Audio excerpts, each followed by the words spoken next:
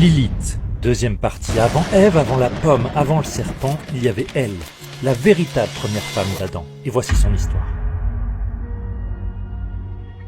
Les anciens récits disent que Dieu la façonna de la même poussière qu'Adam. Pas à partir de sa côte comme Ève, mais de la même manière, fait de la même matière. Ils étaient donc égaux. Mais dans ce jardin d'Éden parfait, l'égalité devint rapidement un combat. Adam voulait commander, et Lilith refusait. Pourquoi devrait-elle être sous lui, sous son autorité, alors qu'ils étaient nés égaux? La tension monta et Dieu fut invoqué pour arbitrer. Mais Lilith ne céda pas. Alors, dans un acte de rébellion unique, elle prononça le nom de Dieu, un pouvoir interdit même aux anges. Elle s'éleva contre lui et contre Adam, et s'enfuit.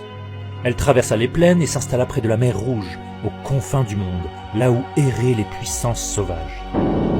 Adam se plaignit de sa solitude, et alors Dieu envoya 3 anges, Sénoï, Sensénoï et Sémon-Guélof, pour la convaincre de revenir. Et s'ils échouaient, ils avaient ordre de la punir. Ils la retrouvèrent dans les ténèbres, entourée de créatures inhumaines. Reviens, Lilith, ou meurs. Mais Lilith refusa. Elle ne retournerait jamais dans un Éden où elle n'avait que 2 choix, la soumission à Adam ou la mort. Alors la sentence tomba.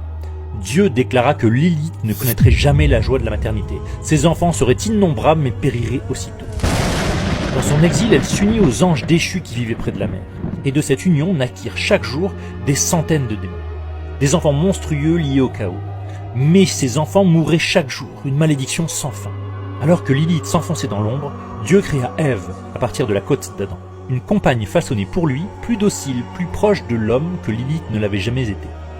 Et d'Ève naquit le peuple humain. Et c'est alors que Lilith fit un choix. Si elle ne pouvait avoir une descendance bénie, elle frapperait celle d'Ève. Elle devint l'esprit des berceaux brisés, la tentatrice des hommes dans leurs rêves, la douleur incarnée d'une révolte sans recul. Les anciens disent qu'on grava alors le nom des 3 anges sur des amulettes pour protéger les enfants et les mères. Et que dans chaque cauchemar, chaque cri nocturne, il fallait craindre le souffle de Lilith. Ainsi naquit la légende, la femme qui refusa d'être dominée. Exilée, maudite, mais libre. Et ce n'est que le commencement. Car bientôt les mystiques de la Kabbale lui donneraient un royaume entier, la nuit. Et c'est cette transformation que raconte la 3e et dernière partie de son histoire dans la prochaine vidéo sur 3 minutes d'histoire.